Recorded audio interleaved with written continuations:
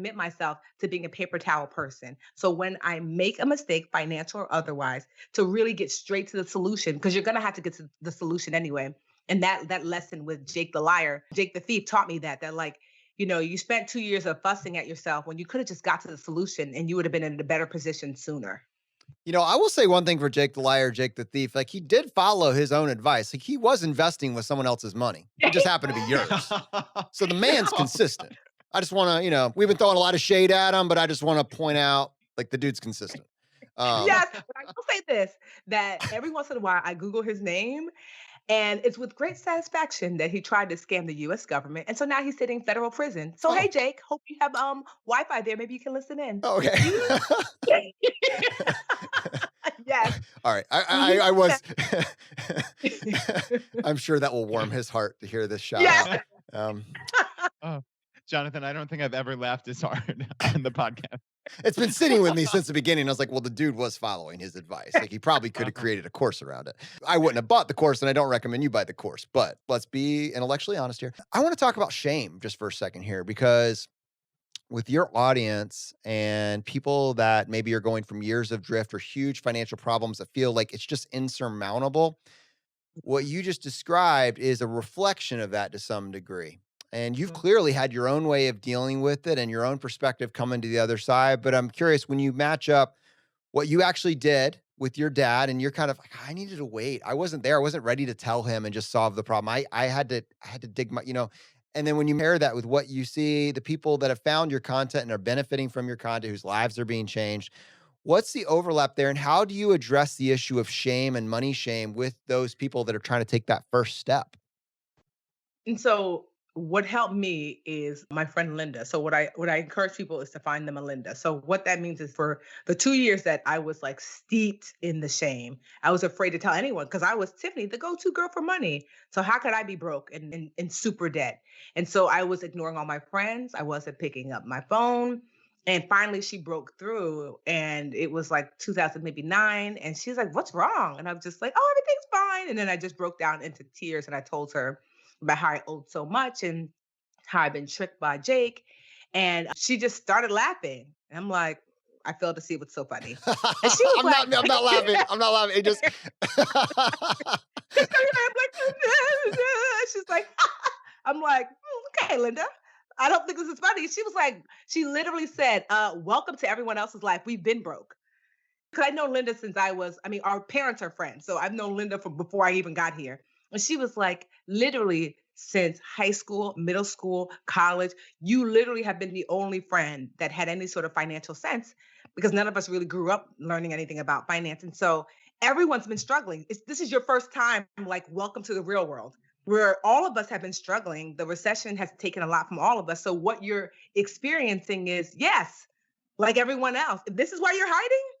And so that lesson that I learned was like, oh, so there's an African proverb. My parents were both born in Nigeria, and there's an African proverb that says, fear makes the wolf bigger than he is.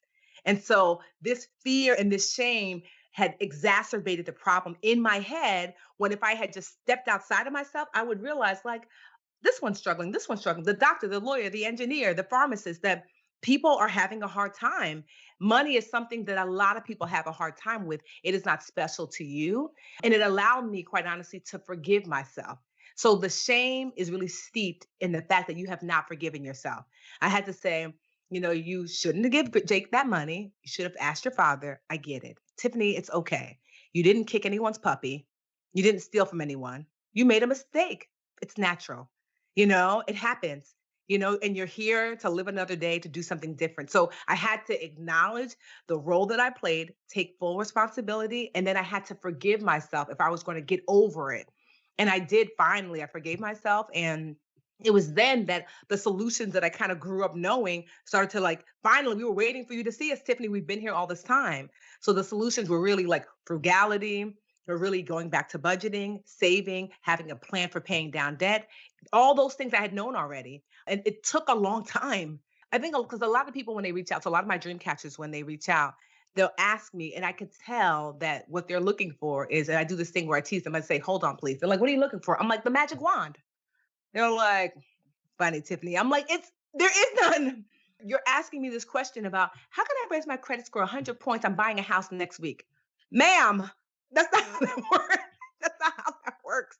And so there is no magic wand. So once you acknowledge your role, forgive yourself to shed yourself of that shame, then understanding that the plan is going to take time and it's going to be one foot in front of the other.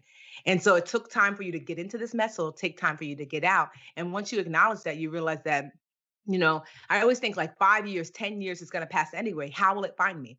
Can I be steeped in the shame? Because I could have literally let that thing that happened with Drake. Sorry, Drake, not you.